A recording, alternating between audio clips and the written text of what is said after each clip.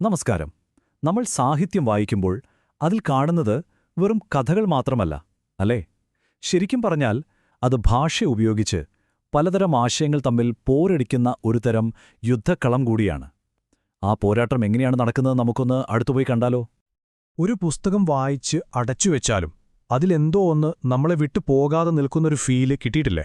അതിന്റെ കാരണം എന്താണെന്ന് വെച്ചാൽ വാക്കുകൾക്കപ്പുറം വലിയ ആശയങ്ങളാണ് ഓരോ കഥയും നമ്മളോട് പറയാൻ ശ്രമിക്കുന്നത്. ആ ആശയങ്ങളുടെ ലോകത്തേക്കാണ് നമ്മുടെ ഇന്നത്തെ ഈയൊരു യാത്ര. അപ്പോൾ നമ്മൾ ഈ 5 കാര്യങ്ങളിലൂടെയാണ് കടന്നുപോകാൻ പോകുന്നത്. ഇത് കഴിയുമ്പോഴേക്കും സാഹിത്യത്തിൽ ഭാഷ എത്രമാത്രം ശക്തമായൊരു ടൂളാണെന്ന് നമുക്ക് ശരിക്കും മനസ്സിലാകും. ശരി, അപ്പോൾ നമ്മുടെ ആദ്യത്തെ പോയിന്റിലേക്ക് വരാം. സാഹിത്യമെന്ന് പറയുന്നത് ലോകത്തെ പ്രതിഫലിപ്പിക്കുന്ന ഒരു കണ്ണാടി മാത്രമല്ല, അത് പല ആശയങ്ങൾ തമ്മിൽ ഏറ്റുമുട്ടുന്ന ഒരു സംവാദത്തിനുള്ള വേദി കൂടിയാണ്. വളരെ സിമ്പിളായി പറഞ്ഞാൽ പുസ്തകങ്ങൾ ഭാഷയെ ഒരു ആയുധമായി ഉപയോഗിച്ചുകൊണ്ട് പല ആശയങ്ങളെ നമുക്ക് മുന്നിൽ അവതരിപ്പിക്കുകയും അതിനെ വെല്ലുവിളിക്കുകയും ചെയ്യുന്നുണ്ട്. ഇത് നമ്മളെ ചോദ്യങ്ങൾ ചോദിക്കാൻ പഠിപ്പിക്കും. കാരണം സാഹിത്യത്തിൽ എപ്പോഴും ഒരൊറ്റ ശരിയില്ല, ഒരുപാട് ശരികളുണ്ട്. കണ്ടില്ലേ, ഈ പറഞ്ഞ ആശയം ഒന്നുകൂടി ഉറപ്പിക്കുകയാണ് ഈ വാക്കുകൾ. സാഹിത്യം വെറുമൊരു കാഴ്ചയല്ല, അതൊരു പോരാട്ടക്കളമാണ്. ഭാഷ, അധികാരം, ആശയങ്ങൾ ഇവയെല്ലാം നിരന്തരം ഏറ്റുമുട്ടുന്നൊരിടം. ഇനി നമ്മൾ നോക്കാൻ പോകുന്നത് എഴുത്തുകാരുപയോഗിക്കുന്ന ചില കിടിലൻ തന്ത്രങ്ങളെക്കുറിച്ചാണ്. വായനക്കാരനെ ഒരൊറ്റ ഉത്തരത്തിൽ തളച്ചിടാതെ പല വഴികളിലൂടെ ചിന്തിക്കാൻ പ്രേരിപ്പിക്കുകയാണ് അവരുടെ ലക്ഷ്യം. ഇതാണ് എഴുത്തുകാരുടെ ഒരു പ്രധാന ആയുധം: അവ്യക്തത. അതായത് ഒന്നിലധികം അർത്ഥങ്ങൾ കിട്ടുന്ന രീതിയിൽ ചില കാര്യങ്ങൾ മനഃപൂർവ്വം എഴുത്തുകാർ വ്യക്തമല്ലാതാക്കി വിടും. ഇത് ആ കഥയ്ക്ക് കൂടുതൽ ആഴം നൽകുന്നു. ഇതാണ് അവ്യക്തതയുടെ പവർ. അതൊരു പുസ്തകത്തിന് പലതരം വായനകൾക്കുള്ള സാധ്യത തുറന്നുതരുന്നു. ഒരൊറ്റ ഉത്തരത്തിലൊതുങ്ങാതെ നമ്മളെ ചിന്തിപ്പിക്കാനും ആ കഥയുടെ ഭാഗമാക്കാനും ഇതിന് സാധിക്കുന്നു. അവ്യക്തത മാത്രമല്ല, വേറെയും ചില ടൂൾസ് എഴുത്തുകാരുടെ കയ്യിലുണ്ട്. രൂപകങ്ങൾ അഥവാ മെറ്റഫറുകൾ കഥയ്ക്ക് നല്ലൊരു ഡെപ്ത് കൊടുക്കും. അവ്യക്തത ഒരുതരം അനിശ്ചിതത്വമുണ്ടാക്കും.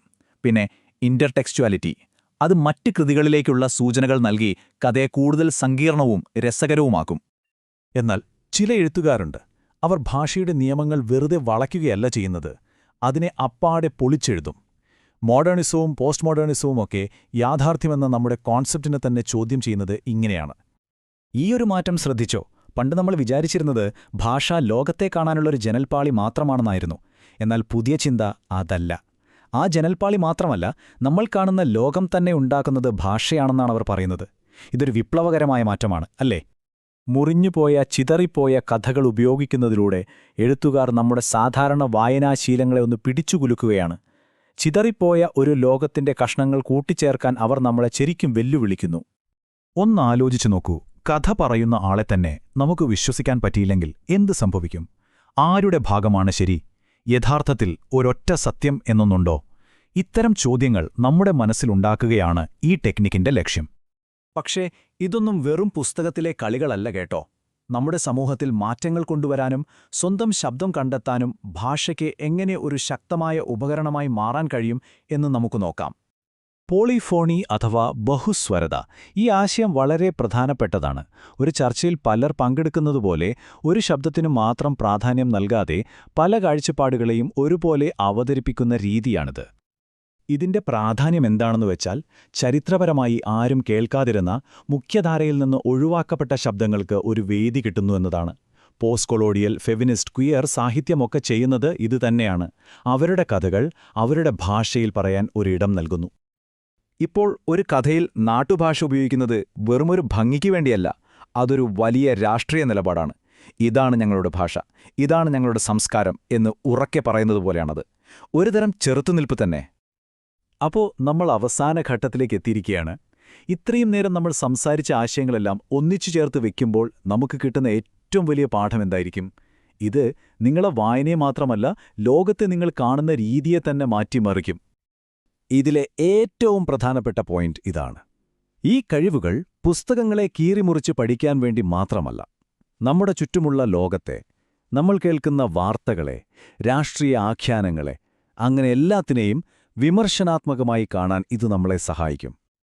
അപ്പോൾ ഈയൊരു ചോദ്യം ഞാൻ നിങ്ങൾക്ക് മുന്നിൽ വെക്കുകയാണ്.